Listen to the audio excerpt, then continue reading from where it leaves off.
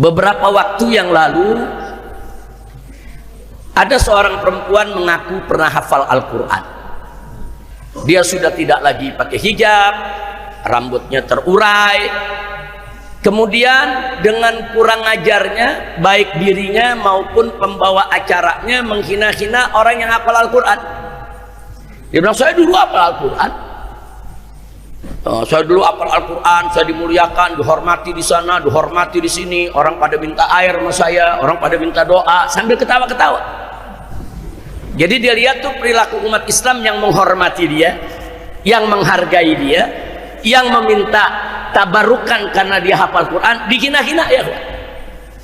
Ini perbuatan begini, perbuatan berbahaya, ini perbuatan kaum zindik ya ikhwan. Nah, jadi bilang apa gunanya ngapal Quran? Amal Quran tuh nggak ada gunanya. Jadi sudah dia hina saudara, dia bilang nggak ada gunanya. Lalu kadang bilang bagaimana tuh Beb? Itu perempuan kan dulu hafal, dulu dia hafal. Nah kok sekarang dia bicara begitu? Itu tadi saudara. Jadi bukan dia yang lupain Al-Quran, Al-Quran yang lupain dia. Nah, enggak, kita sombong betul kita bilang kita lupa ayat Quran, kita ninggalin Quran. Enggak, Al-Quran ninggalin kita. Jadi Al-Qurannya udah ninggalin tuh perempuan saudara. Allah maha tahu, oh ini kedepannya bakal jelek, oh ini kedepannya bakal menghina Al-Quran, oh ini kedepannya akan merendahkan para penghafal Quran. Allah maha tahu ya ikhwan. Dari awal dia mulai menghafal Al-Quran, Allah tahu mana yang akan istiqomah menghafal Al-Quran, mana yang kedepannya akan berbuat tidak baik terhadap Al-Quran. Allah cabut itu hafalan saudara. Assalamualaikum warahmatullahi wabarakatuh. Bismillah, walhamdulillah, wassalatu wassalamu ala rasulillah wa ala alihi wa sahbihi wa mawalah. Siyadatul habaib asyurafa wa sa'adatul ulama il-fudala wa jami'il hadirin wal hadirat al-ahibba il-a'izza rahimakumullah. Usikum jami'a wa nafsi bi taqwallah wa bi ta'ati rasulillahi sallallahu alaihi wasallam. Fa sallallahu subhanahu wa ta'ala an yaj'alana jami'an minal muttaqin. Amin ya rabbal alamin. Alhamdulillah, dari malam Kamis ke malam Kamis pengajian majelis taklim rutin di Masjid Al-Islah terus berjalan. Dan alhamdulillah para guru-guru kita secara bergiliran terus mengisi pengajian, dan akhirnya sampailah kita kepada malam tawakufan, yaitu kita tutup sementara majelis ini sehubungan akan datang bulan Ramadan. Kali ini semua pengajian kita tutup. Biasanya majelis yang di markas syariat ya, kita tidak tutup, yang di Petamburan Madros khususnya tetap jalan di bulan Ramadan. Tapi tahun ini semua kita tawakufan, semua kita hentikan dulu, karena saya ingin duduk di gunung, di pondok pesantren, di markas syariat selama bulan Ramadan, di samping untuk pemulihan supaya ke depan kita bisa lebih sehat lagi, segar lagi, untuk bisa terus berjuang, berdakwah, sekaligus juga untuk mengisi pesantren kilat di bulan Ramadan selama 20 hari. Jadi memang ada kitab baru yang saya baru selesaikan, saya tulis dan akan kita kaji, kita ajarkan selama 20 hari di markas syariat Megamendung, insya Allah. Dan saya minta maaf kepada banyak pihak yang sudah mengundang. Hampir 2 minggu ini tidak ada yang saya datang. Tidak ada yang saya datang. Banyak undangan baik di Jakarta maupun di luar Jakarta, banyak yang saya tidak bisa hadiri karena memang kondisi saya naik turun. Kalau lagi enak kita ngisi, lagi nggak enak kita stop, nggak boleh dipaksakan. Karena memang sejak 2,5 tahun yang lalu, semenjak saya keluar dari penjara, saya punya tim dokter sudah menyarankan Habib ini harus dioperasi. Cuma saya masih belum berkenan untuk dioperasi sampai hari ini. Saya masih berusaha dengan obat, dengan terapi, dengan treatment, dengan aneka ragam cara, setidaknya bisa mengurangi. Walaupun saya tahu tidak bisa menyembuhkan, tentu yang maha penyembuh adalah Allah. Nah, jadi persoalannya sayanya belum siap, itu aja. Jadi masih ada pertimbangan-pertimbangan yang saya tidak mau dioperasi. Dokter sudah ngejar terus, sudah 2 tahun setengah. Mereka ngingetin, Habib ini udah 2 tahun setengah ini. Nggak apa-apa, selama saya masih bisa ngajar, bisa nulis, bisa baca kitab, bisa keliling, saya masih menghindar untuk tidak dioperasi. Mudah-mudahan masih ada jalan lain, kecuali kalau sudah buntu semua, tidak ada jalan lain dan penyakit itu memang sudah nggak bisa kita ngapa-ngapain lagi, apa boleh buat. Doakan aja biar kita sehat walafiat. Jadi kita sekarang mulai coba berkenalan dengan penyakit, akrab-akraban ya. Kita berteman dengan penyakit, kita tegur, kita ajak ngobrol tuh penyakit ya. Kita temenin aja, kita temenin. Jadi karena penyakit itu juga makhluk Allah. Penyakit itu makhluk Allah. Virus-virus yang ada di seluruh dunia ini makhluk Allah, saudara. Jadi kalau Allah tidak izinkan untuk menyerang kita, dia nggak bisa menyerang kita. Tapi dengan izinnya lah, akhirnya Allah sering menguji para hambanya dengan penyakit-penyakit yang Allah berikan. Doakan saja, mudah-mudahan Allah berikan sehat walafiat.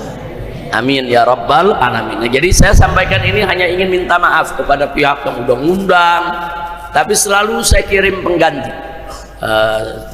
Kadang-kadang yang gantiin saya ada Habib Muhammad bin Hussein Al-Attas, Ketua Umum FPI, kadang-kadang Habib Hanif bin Abdurrahman Al-Attas yang juga menggantikan saya, kadang-kadang Habib Alwi bin Hasan bin Sumait, kadang-kadang Habib Muhammad bin Hadi Al-Habsyi, yang mana aja. Alhamdulillah Allah kasih mantu banyak ya. Allah kasih mantu banyak, lelaki semua pada jadi ustadz, jadi pada ngegantiin. Alhamdulillah saya lihat juga bagus-bagus, ramahnya bagus, ilmunya bagus, perilakunya juga bagus. Mudah-mudahan seterusnya Allah jaga mereka. Amin ya rabbal alamin. Jadi paling tidak saya bisa kontrol agar mereka bisa berdakwah, berjuang sesuai dengan aturan yang dibuat oleh Nabi kita Sayyiduna Muhammad sallallahu alaihi wasallam. Selanjutnya saya tidak ingin berpanjang lebar.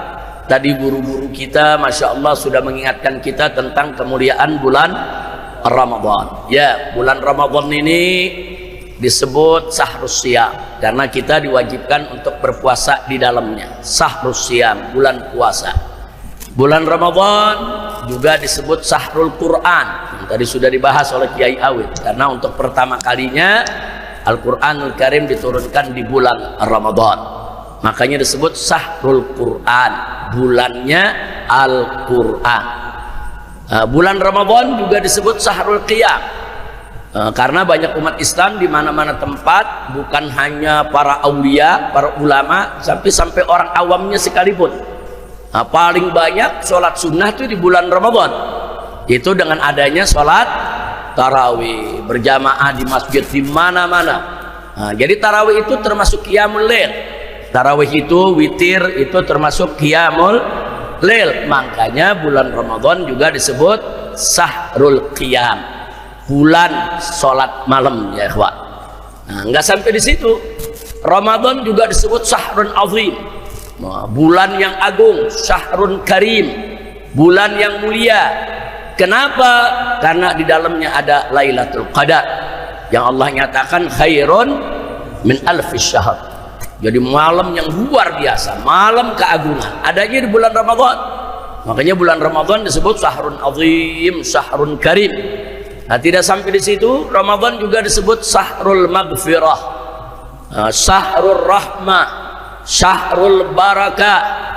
Kenapa disebut Syahrul Maghfirah? Karena memang di bulan Ramadan Allah limpahkan aneka ragam maghfirah, pengampunan untuk hamba-hambanya yang mau berpuasa. Tadi Ustadz Mustafa Waraka sudah bawakan itu hadisnya, begitu juga yang lainnya. Nabi yang mengatakan man shoma ramadhana imana wa ihtisaba ghufira lahu ma taqaddama min dzambihi wa ma ta'akhkhar. Jadi orang yang betul-betul puasa dengan ikhlas, tulus, hanya cari ridha Allah, betul-betul dia puasa sesuai aturan syariat, maka dijamin saudara dosanya akan diampuni, baik dosa yang masa lalu maupun dosa yang akan datang. Wah, luar biasa itu jaminan. Makanya ini disebut syahrul maghfirah. Jadi rugi benar kalau bulan Ramadan kita nggak dapat pengampunan dari Allah. Udah dosa kita banyak, maksiat kita banyak, kesalahan kita banyak. Kalau sampai kita tidak dapat pengampunan di bulan Ramadan, sangat rugi. Nah, ini juga disebut syahrul rahmah, bulan yang penuh rahmat, dan syahrul barakah, bulan yang penuh keberkahan. Bagaimana nggak berkah? Di bulan ini kita melakukan satu sholat sunnah, pahalanya sama dengan satu wajib di bulan lain. Satu wajib kita lakukan di bulan ini sama dengan 70 wajib di bulan lain. Kenapa? Karena memang ini bulan barakah. Ramadan itu bulan barakah. Nah, maka itu di bulan Ramadan itu kita kejar rahmah, kita kejar maghfirah, kita kejar barakah. Nah, bukan berarti di bulan lain tidak kita kejar, bukan. Tapi kesempatan untuk mendapatkannya dengan lebih mudah ada di bulan Ramadan. Jadi bulan Ramadan ini bulan yang luar biasa. Nah, karena itu yuk kita sambut bulan Ramadan dengan ikhlas, dengan ridho, dengan senang. Jangan sambut bulan Ramadan dengan pening, ya lapar lagi dah nih, ya aus lagi dah nih, ya lemes lagi. Jangan. Orang-orang beriman nggak ada tuh keluhan begitu ya kawan. Justru mereka masuk Ramadan senang, gembira.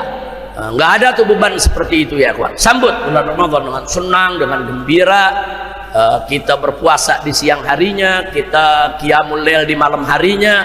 Perbanyak kita punya perbuatan baik di bulan Ramadan, insya Allah. Sekaligus bulan Ramadan ini juga di samping untuk kita tazkiyatun nufus, membersihkan jiwa, mensucikan hati kita, ini kesempatan kita. Nah, mereka yang ingin membersihkan hati dari sifat-sifat yang tercela, membersihkan diri mereka dari sifat-sifat perilaku yang tidak bagus, bulan Ramadan adalah peluang besar. Peluangnya di bulan Ramadan ini kita puasa, kita banyak baca Quran, kita qiyamul lail, kita sedekah, kita berbuat baik dan bersihkan hati kita dari semua sifat yang jelek. Sifat seperti sifat riya, sifat ujub, sifat takabur, sifat iri, dengki. Saudara, karena zaman ini nih iri dengki masya Allah suburnya luar biasa. Di tengah-tengah kehidupan kita nih iri dengki itu sangat berbahaya sekali. Di semua bidang ada iri dengki. Na'udzubillah min dzalik. Bagaimana kawan-kawan kita yang kerja di kantor ada yang iri dengki. Bagaimana yang bertetangga ada yang iri dengki. Bagaimana orang bermasyarakat ada yang iri dengki. Bagaimana orang berpolitik ada yang iri dengki. Bagaimana orang bangun pesantren ada yang iri dengki. Nah, yang bikin majelis ada yang iri dengki. Jadi ini iri dengki ini sifat iblis. Kenapa iblis diperintahkan oleh Allah untuk tunduk kepada Adam nggak mau? Saudara, karena satu memang takabur, dua dia iri. Kenapa Adam diciptain dari tanah, saya diciptain dari api? Dia merasa dirinya lebih mulia dari Adam. Kenapa mesti saya yang tunduk sama Adam? Nah, itu disampaikan kepada Allah Subhanahu wa ta'ala. Nah, akibat takabur, iri dan dengkinya, akhirnya iblis itu saudara dikutuk oleh Allah.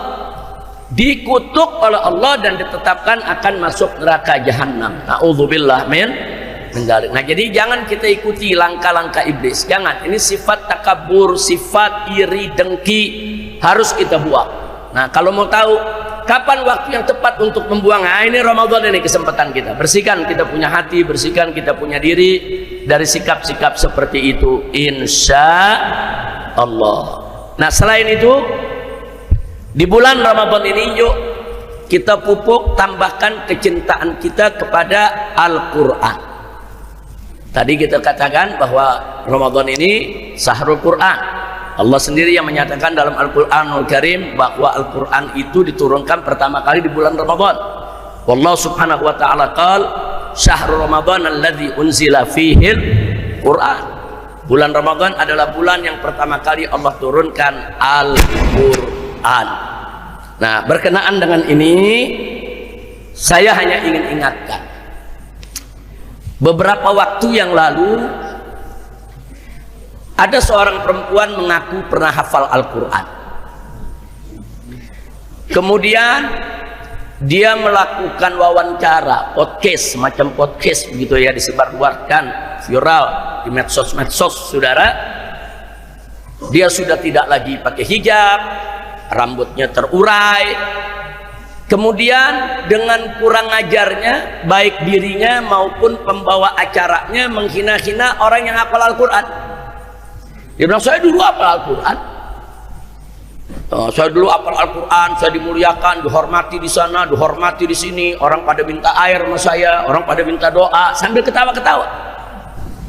Jadi dia lihat tuh perilaku umat Islam yang menghormati dia, yang menghargai dia, yang meminta tabarukan karena dia hafal Quran, dihina-hina ya. Ini perbuatan begini, perbuatan berbahaya, ini perbuatan kaum zindik ya, ikhwan. Nah, jadi dia katakan nggak penting itu untuk menghafal Al-Quran. Dan saya lihat ada dua wawancara.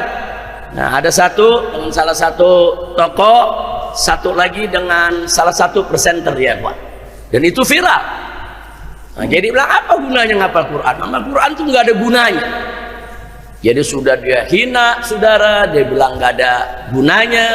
Nah, itulah pentingnya di bulan Ramadan baca Quran, kenalan dengan Al-Quran, pelajari Al-Quran, pahami isi kandungan Al-Quran, amalkan isi kandungan Al-Quran, baru nanti kita tahu bagaimana manfaat dan gunanya Al-Quran. Nah, bicara soal hafal saudara, Allah yang nyatakan dalam Al-Quran, faqala ta'ala inna nahnu nazzalna dzikra wa inna lahu lahafidhun. Di sini Allah menggunakan saudara dengan domir jamak. Inna nahnu, sesungguhnya kami, nazzalna dzikra, yang menurunkan adzikra, yaitu menurunkan Al-Quran. Wa inna nahnu lahafidhun, dan sesungguhnya kami yang akan jaga. Di sini Allah menggunakan kata kami. Nah, kenapa Allah menggunakan kata kami? Bukan Allahnya berbilang, bukan Allahnya banyak, bukan. Kata kami dalam bahasa Arab ada dua. Ada satu menunjukkan banyak, kami, kita, banyak. Ada juga menunjukkan ta'zim, mengagungkan. Jadi kalau Allah mengatakan nahnu, kami, Allah sedang mengagungkan dirinya. Allah sedang mengagungkan zatnya. Nah, kalau orang yang nggak ngerti bahasa Arab langsung protes, kok pakai nahnu, berarti Tuhannya banyak dong. Nah, itu nggak ngerti bahasa Arab dia ya, ikhwan. Nah, jadi kita nggak laden itu yang nggak ngerti bahasa Arab, bicara tentang Al-Quran. Jadi di situ Allah katakan wa inna lahu lahafidun, inna nahnu nazzalna dzikra wa inna lahu lahafidun. Nahnu, inna nahnu, sesungguhnya kami yang menurunkan Al-Quran tersebut. Nah, kalau Allah menggunakan nahnu dalam Al-Quran, khususnya dalam ayat ini, ada dua isyarat yang mesti kita paham. Yang pertama, saudara, kalau Allah mengatakan dengan saya, berarti Allah tidak libatkan unsur lain. Khalaqtul jinna wal insa, aku ciptakan jin dan manusia. Kalau Allah sudah mengatakan khalaqtu, saya ciptakan, aku ciptakan, berarti Allah nggak libatkan unsur lain. Seperti apa? Seperti Allah menciptakan Nabi Adam, seperti Allah menciptakan Siti Hawa, nggak ada bapak, nggak ada ibu. Nah, saudara, nggak ada unsur lain Allah libatkan, langsung Allah yang ciptakan. Tapi kalau Allah menyatakan khalaqnal insan, kami menciptakan manusia, nah di situ ada isyarat, berarti ada proses unsur lain Allah libatkan. Nah, seperti penciptaan siapa? Penciptaan kita. Allah menciptakan kita dengan melibatkan orang tua kita. Ada ibu kita, ada bapak kita, ada sperma ayah, ada sel telur ibu. Kemudian bagaimana sel telur itu bertemu dengan sperma di dalam rahimnya. Kemudian kita hidup dalam rahim ibu selama 9 bulan. Artinya apa? Ada unsur lain Allah libatkan dalam penciptaan kita. Ada ibu, ada bapak, dan seterusnya. Nah, jadi kalau Allah menyatakan khalaqtu, saya ciptakan, dengan khalaqna, kami ciptakan, itu ada isyarat yang berbeda. Yang satu, Tidak ada unsur lain Allah libatkan. Yang satu lagi ada unsur lain Allah libatkan. Jadi domir nahnu kami ada dua maksud. Pertama ditakzim, untuk menunjukkan keagungan kebesaran Allah. Yang kedua untuk menunjukkan ada unsur lain yang terlibat. Begitu juga penurunan Al-Quran dan penjagaannya. Inna nahnu nazzalna dzikra, sesungguhnya kami yang menurunkan Al-Quran. Satu, Allah ingin menunjukkan betapa agungnya Allah, betapa mulianya Allah. Tapi pada saat yang sama isyarat proses turunnya Al-Quran kepada kita ada proses. Dari Allah diberikan ke malaikat Jibril yang melakukan proses pewahyuan kepada Nabi. Berarti ada siapa yang dilibatkan? Ada malaikat Jibril Allah libatkan, unsur lain. Nah kemudian dari Nabi disampaikan ke sahabat nggak terima langsung dari malaikat Jibril, ada proses dari sahabat ke tabi'in, tabi'in ke tabi'in sampai ke kita saat ini. Jadi Al-Quran sampai kepada kita saudara melalui proses periwayatan yang mutawatir. Nah makanya Allah nyatakan inna nahnu nazzalna dzikra, maka sesungguhnya kami yang menurunkan Al-Quran itu kepada kamu nih semua. Nah ada yang Allah turunkan kepada nabinya lewat malaikat Jibril. Nah ada yang Allah turunkan kepada para sahabat lewat lisan nabinya, ada Allah turunkan kepada para tabi'in lewat para sahabat Nabi, Allah turunkan lagi kepada tabi'in lewat para tabi'in, dan Allah turunkan kepada kita lewat guru-guru kita. Nah, kira-kira jelas tidak? Nah selanjutnya dikatakan wa inna lahu lahafidun, dan kami yang akan menjaga. Artinya Al-Quran itu saudara pasti dijaga oleh Allah. Tapi jangan lupa Allah menggunakan inna, kami yang akan menjadi penjaga. Artinya apa? Ada unsur lain Allah libatkan saudara. Siapa yang Allah libatkan? Di antaranya adalah para huffaz, para penghafal Al-Quran. Jadi jangan sembarangan kedudukan penghafal Al-Quran. Lalu kadang bilang bagaimana tuh Beb? Itu perempuan kan dulu hafal, dulu dia hafal. Nah kok sekarang dia bicara begitu? Itu tadi saudara. Jadi bukan dia yang lupain Al-Quran, Al-Quran yang lupain dia. Nah, enggak, kita sombong betul kita bilang kita lupa ayat Quran, kita ninggalin Quran. Enggak, Al-Quran ninggalin kita. Jadi Al-Qurannya udah ninggalin tuh perempuan saudara. Allah maha tahu, oh ini kedepannya bakal jelek, oh ini kedepannya bakal menghina Al-Quran, oh ini kedepannya akan merendahkan para penghafal Quran. Allah maha tahu ya ikhwan. Dari awal dia mulai menghafal Al-Quran, Allah tahu mana yang akan istiqomah menghafal Al-Quran, mana yang kedepannya akan berbuat tidak baik terhadap Al-Quran. Allah cabut itu hafalan saudara. Nah, jadi boleh tes lagi sekarang, enggak ada dihafal lagi, udah hilang Al-Quran, pergi ninggalin dia. Na'udzubillah min dzalik. Hati-hati siapa bilang Al-Quran, menghafal Al-Quran itu tidak ada guna saudara. Satu, mari kita lihat Israel pernah mencetak puluhan ribu mushaf Al-Quran. Dia cetak dengan teknologi tinggi saudara, persis seperti cetakan yang ada di Saudi Arabia. Bagus kertasnya, bagus covernya saudara. Dia rubahnya nggak banyak, ada yang dirubah satu huruf, ada yang dirubah satu harokat saudara, tapi itu bisa merubah arti. Bagaimana itu bisa terbongkar cepat? Begitu itu beredar saudara, hanya hitungan nggak sampai harian udah kebongkar, ketahuan. Siapa membongkar? Yang hafal Quran. Begitu dia lagi baca Quran kok kayaknya lain apa hafalan, dia baca ayat berikutnya lagi kayaknya ada janggal sama hafalan, langsung kebongkar saudara. Sampai akhirnya mushaf-mushaf tadi oleh negara-negara yang sudah terlanjur menerima ditarik. Di Indonesia pernah kejadian saudara pada saat saya masih SMP atau SMA itu. Jadi ada cetakan saudara dari Departemen Agama yang salah cetak, bukan sengaja, bukan dipalsukan, bukan salah cetak, cuman salah cetak saudara satu kata.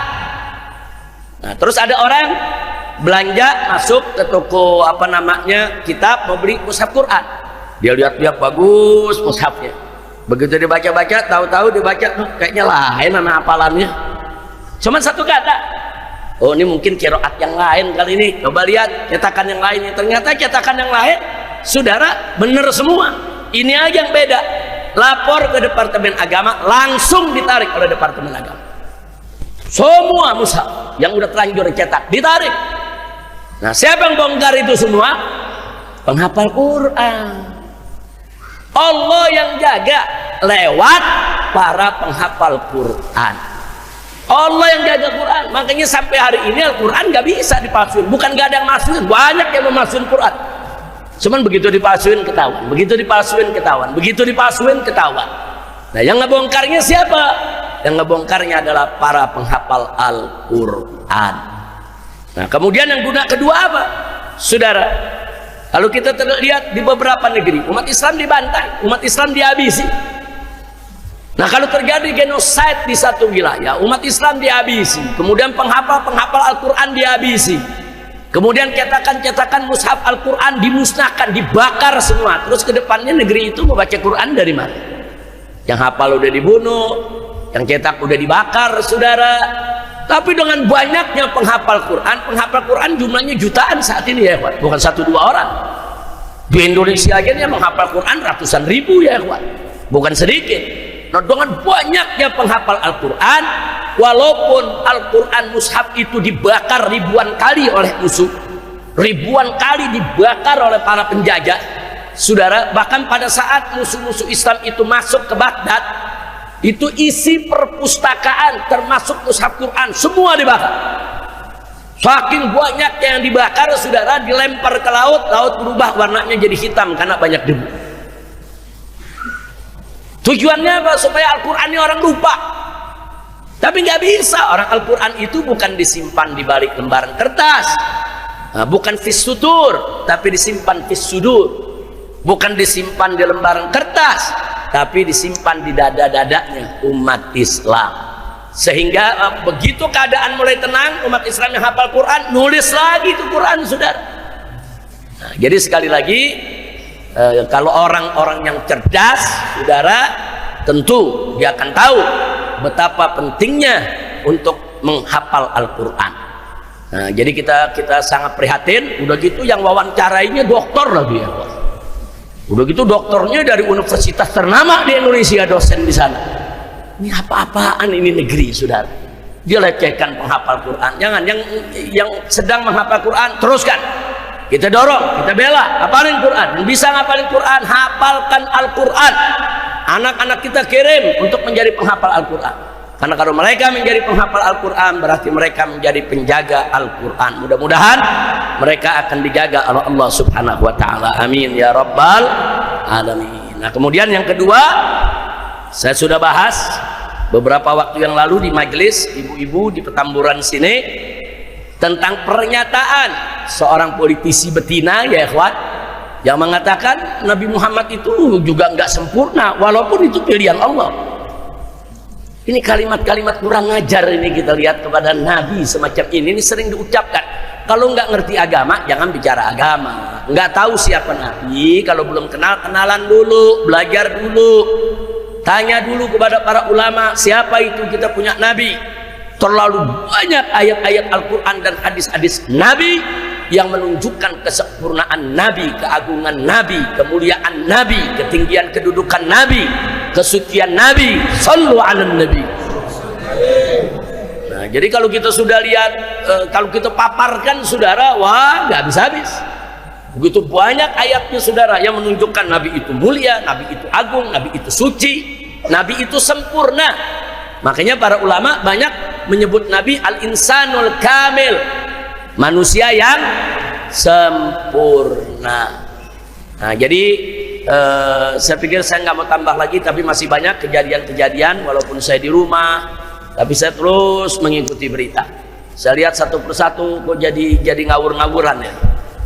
Nah, jadi ini yang perlu saya sampaikan. Yang terakhir, saya mau beri masukan untuk negara, begitu juga untuk oligarki, saudara, berkaitan dengan tadi yang disampaikan oleh Habib Muhammad bin Hussein soal PSN, proyek strategis nasional, saudara.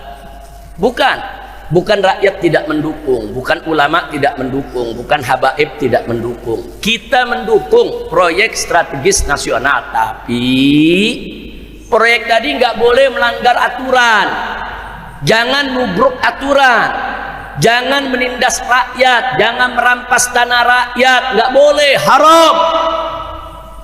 Silakan bikin proyek strategis nasional. Ayo diskusikan. Diskusi dengan DPR, diskusi juga dengan ormas-ormas yang ada di Indonesia. Diskusi dengan para tokoh, cari masukannya. Mana yang pantas untuk dijadikan proyek nasional, mana yang nggak pantas dijadikan proyek strategi nasional, saudara. Proyek strategi nasional itu kucuran dananya bukan sedikit. Belum lagi yang korupsi, saudara. Nah, jadi sekali lagi, bukan kita tidak mendukung PSN, kita dukung, tapi ikut aturan. Nah, kalau nggak ikut aturan, saudara, ya kita lawan. Apalagi kalau ada rakyat yang diusir, rakyat dipukul, baik itu yang terjadi di wilayah Tangerang atau di wilayah Rempang. Nah, saya udah teriak-teriak soal Rempang dari mimbar ke mimbar, panggung ke panggung. Stop cara-cara begitu. Masih tetap aja sampai sekarang dilakukan ya, Pak. Nah, kalau begitu caranya, ya siap-siap aja rakyat bakal revolusi. Ini bakal meledak ini ya, Pak. Kalau terus-menerus rakyat ditekan, diusir, ditekan, diusir, dirampas haknya, mereka bakal melawan. Nah, kalau itu terjadi, habaib ulama akan bela rakyat. Selama rakyat ada di jalan yang benar, selama rakyat itu jadi mustad'afin wa mazlumin, pihak yang lemah dan terzalimi, wajib kita bela rakyat ya. Nah, maka itu kita udah berikan nasihat dari jauh-jauh hari, janganlah mau PSN coba dikaji ulang. Kita udah sampaikan secara baik-baik, coba lihat dulu dong, masa dana rakyat dirampas, kemudian rakyat diperlakukan dengan tidak baik. Nggak boleh seperti di Pulau Rempang ya, Kuat. Pulau Rempang itu umat udah hidup di sana dari sebelum Indonesia ada. Mereka tinggal di sana, ada 17.000 penduduk, itu sudah tinggal 100 tahun lebih. Kalau 100 tahun lebih kan berarti sebelum Indonesia lahir. Indonesia kan lahir tanggal 17 Agustus 1945. Mereka udah kakek moyang mereka udah ratusan tahun tinggal di sana. Nah, tahu-tahu sekarang mereka dituduh penghuni liar, nggak punya sertifikat. Orang dulu nggak ada ngurus sertifikat. Kadang-kadang girik aja nggak punya. Tahu-tahu datang pengusaha punya sertifikat. Dari mana tuh sertifikat? Dengan alasan ini kami punya sertifikat, wilayah ini kami yang punya. Maka 17.000 masyarakat Melayu yang sudah ratusan tahun tinggal di Pulau Rempang dipaksa harus pindah. Ini nggak betul, lagi-lagi oligarki yang terlibat, saudara. Nah, jadi kita kasih tahu kepada para oligarki, jangan sombong lah, jangan mentang-mentang kaya raya, punya duit, bisa beli pejabat kanan kiri, terus mau seenak-enaknya. Jangan, hati-hati. Saya pengalaman dulu di tahun 98, sebelum 98 begini nih. Pada sombong, saudara, pada nggak tahu diri, akhirnya meledak, masyarakat ngamuk di mana-mana. Nah, kita nggak mau terulang lagi tahun 98. Saudara, kita ngalami betul 98 juga kita sudah nasihati, para konglomerat, jangan sombong, jangan semua usaha rakyat kecil diambil satu persatu oleh mereka. Hati-hati, rakyat kecil nggak bisa bersaing. Rakyat yang kecil nggak bisa bersaing dengan konglomerat. Tapi kalau mereka sudah marah, mereka bisa ngamuk, mereka bisa revolusi, dan itu terjadi. Nah, sekarang kita nggak mau terulang lagi 98. Tolong, para oligarki jangan sombong, jangan mamer-mamerin kekuasaan. Kita nih berkuasa, siapa melawan kita? Jangan sombong, jangan. Saya termasuk yang protes. Apa tuh mau unjuk-unjukin patung naga segede-gedenya ya, ikhwan? Ada apa? Mau bikin patung naga? Bikin patung naga di rumahnya, bikin patung naga di kelentengnya, bikin patung naga di rumah-rumah ibadah mereka, ditaruh di tengah jalan, di tempat fasilitas umum, segede-gede alihim. Maksudnya apa? Mau nunjukin begitu, nih gua mau pamer, gua bisa bikin apa aja, begitu. Hati-hati ya, ikhwan. Jangan pamer-pamer begitu. Kalau kamu bikin patung naga di negeri Cina sana, silakan. Ini negeri mayoritas Islam, apalagi saudara tanah Banten. Jakarta, Banten ini identik dengan Islam. Saudara, melihat patung naga begitu, masyarakat melotot semua, kiai-kiai melotot semua. Ini mau pamer dewa, mau pamer agamanya, atau mau pamer kekayaannya. Gua kaya, gua mau bikin apa aja. Kenapa? Jangan, hati-hati. Nah, saya minta kepada pemerintah juga untuk mengkaji lagi. Nggak pantas, itu perbuatan yang nggak elok, nggak pantas. Bangunlah, silakan bangun rumah sakit, bangun gedung-gedung yang manfaat, bangun pasar-pasar yang halal, bangun perumahan-perumahan yang bisa dibeli oleh semua pihak. Silakan, kita nggak anti pembangunan ya Pak, silakan bangun, tapi ada aturan-aturan yang nggak boleh dilanggar. Pinggir laut itu milik negara, bukan milik pribadi. Kalau pinggir laut milik pribadi, nanti orang bisa menyelundupkan apa saja, saudara. Bisa menyelundupkan orang dari luar negeri masuk kemari tanpa paspor, bisa menyelundupkan senjata, saudara, untuk dia berbuat tidak baik di negeri kita, bisa menyelundupkan narkoba. Jadi pinggir laut itu sepanjang pantai semua harus jadi milik negara dan harus dijaga oleh negara, saudara. Jangan diberikan privilege atau hak-hak pribadi siapapun, saudara, mau Cina ke, mau Arab ke, saudara, mau siapapun mereka, jangan diberikan hak pribadi untuk mengatur laut, saudara. Laut milik negara, negara yang harus atur, negara yang harus jaga. Karena itu bagian daripada pertahanan negara kita. Jebol di lautnya, jebol pinggir pantainya, maka macam-macam barang akan bisa diselundupkan ke negeri kita. Narkobanya, senjatanya, kemudian human traffickingnya, saudara, penjualan manusianya, semua bakal masuk. Nah, jadi sekali lagi ini yang ingin saya sampaikan. Ya, saya sudah 2 minggu ini nggak ceramah, nggak teriak, tapi saya terus ikuti semua berita ya, Pak. Nah, ini nasihat kita sampaikan dengan ikhlas, dengan tulus. Saudara, tolong pemerintah jangan dimanja itu oligarki. Kita tidak memusuhi oligarki. Mereka mau bangun silakan, mereka mau dagang silakan, mereka mau bisnis silakan. Tapi ada norma-norma agama jangan mereka langgar, norma-norma budaya jangan mereka langgar. Jangan. Dan jangan adu domba umat, jangan. Oh, ini yang ribut santri nih, dia bayar santri lain untuk turun bela dia. Jangan. Oh, ini yang memfatwakan haram ulama nih, dia bikin majelis-majelisan, saudara. Dia kan ada ulama, ada ulama-ulamaan. Ada majelis ulama, ada majelis ulamaan, saudara. Ini divide et impera ala Belanda. Dia adu domba. Kiai diadu domba, kelompok diadu domba, saudara. Dan jangan sok jago kagak nurunin preman, saudara, nguber masyarakat. Jangan, saudara. Saya udah lama nggak nurunin laskar, tapi kalau begini modelnya lama-lama kita turunin juga, saudara. Jangan nantang, jangan preman. Ada tokoh aktivis uber aktivis dipukulin, saudara, sama preman. Jangan, saudara. Jangan dipikir tuh Habib takut, ulama takut, kiai takut, aktivis takut. Enggak, kita nggak takut. Cuma kita tahu diri, nggak mau diadu domba sesama anak bangsa. Kalau kita ribut di bawah sesama kita, oligarki tepuk tangan. Nah, berhasil kan? Gua adu lo. Karena kita ribut sama kita, saling lapor satu sama lainnya. Nah, setannya yang ketawa. Nah, justru saya lagi ajarin umat, setan kita adu. Jangan kita diadu sama setan. Lu betul-betul lagi. Gua nggak nanya kayaknya. Kalau tadi Habib Muhammad nanya, betul. Saya nggak nanya, main betul-betul lagi. Kelihatannya udah mulai emosi semua. Ini dia nih gara-gara makan kerak telur kali ya. Apa pala ikan asin yang dimakan? Masya Allah, kira-kira jelas ya.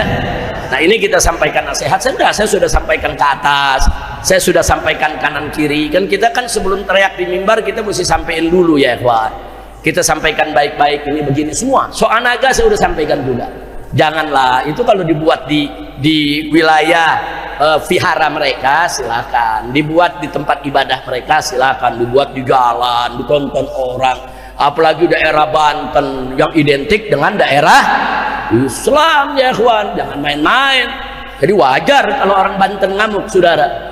Nah, jadi sekali lagi saya setuju apa yang tadi sudah disampaikan oleh Habib Muhammad bin Hussein soal laporannya bagaimana sikap FPI sebetulnya. Kita mendukung semua gerakan rakyat di mana saja, saudara, selama untuk membela negara, membela agama, membela rakyat, membela kebenaran, membela yang hak. Kalau bela yang salah enggak, kita nggak boleh terlibat di sana. FPI tidak boleh untuk membela yang salah siapapun dia ya, Pak. Kalau salah katakan salah, benar katakan benar. Nah, itu yang saya mau sampaikan. Mudah-mudahan insya Allah Allah subhanahu wa ta'ala menjadikan negara kita baldah thayyibah wa rabbun ghafur. Amin ya rabbal alamin. Ayo sebelum kita tutup dengan mahal qiyam, juga katanya ada nasi uduk ini malam. Kayaknya nasi uduknya udah dingin nih. Alas, ayo kita selawatan dulu ya rame-rame semua. Ini nanti dibacain pengumuman. Iya. Atau sini. Ini kapan? Hari Kamis malam Jumat yang akan datang. Nah, kita udah libur nih pengajian ya. Nah, tapi ini ada pawai obor Petamburan Bersatu. Setarnya dari wilayah masing-masing, RT masing-masing, finishnya di Jalan Petamburan 4 ya, kawan. Nah, jadi ini untuk warga Petamburan khususnya, yang lain mau ikutan juga boleh. Nah, untuk menyambut datangnya bulan Ramadan, insya Allah ini tarhib bulan Ramadan. Nah, waktunya ba'da sholat isya, insya Allah. Ayo sama-sama kita baca selawat Badar. Saya lagi rindu sama selawat Badar. Ya, ini selawat Badar nih dulu kalau kita baca bawaannya mau perang dulu ya. Nah, dulu kita lawan Ahok pakai selawat Badar, Allah kasih menang, nggak usah khawatir saudara. Nah, cuman sekarang kita lagi repot nih, rakyat di mana-mana lagi teriak adili Jokowi, adili Jokowi. Ada yang teriak hidup Jokowi. Pusing. Hus, lu tahu? Oh ya sudah, jangan disebut ah. Lu demen lu nyari gara-gara. Ya bukan kan pusing, kali kita lagu teriak adili Jokowi, kan mantap gak tuh? Ada yang teriak hidup Jokowi. Lu jangan potong nih rekaman. Ini potongan ini rekaman saya dipotong cuman hidup Jokowi itu doang yang disiarin. Nanti bilang Habib Rizik hidup Jokowi, kacau. Ini yang ngerekam nih ketarain nih. Nah, saya nggak ngomong begitu ya, tapi udah paham pesennya kan. Udah kita doain aja lah biar para pemimpin kita dapat taufik hidayah, biar bapak presiden kita, bapak wakil presidennya, bapak menteri-menterinya, pejabatnya semua dapat taufik dan hidayah, bisa jadi pemimpin yang baik, pemimpin yang bela agama, bela negara, bela rakyat, panjang umur dalam taat dan ibadah, amin. Dan Allah Maha tahu apa mereka bisa baik atau tidak. Kalau mereka tidak bisa baik, kita minta kepada Allah segera dicabut saja, ganti dengan yang baik. Rakyat Indonesia sudah terlalu lelah dikerjai oleh para pemimpin yang tidak baik pada fase sebelumnya. Nah, kita nggak mau ini berlanjut. Ala hadhihi niyya wa likulli niyatin salihah wa ila hadratin nabiyil mustafa sallallahu alaihi wasallam. Bisiril Fatihah.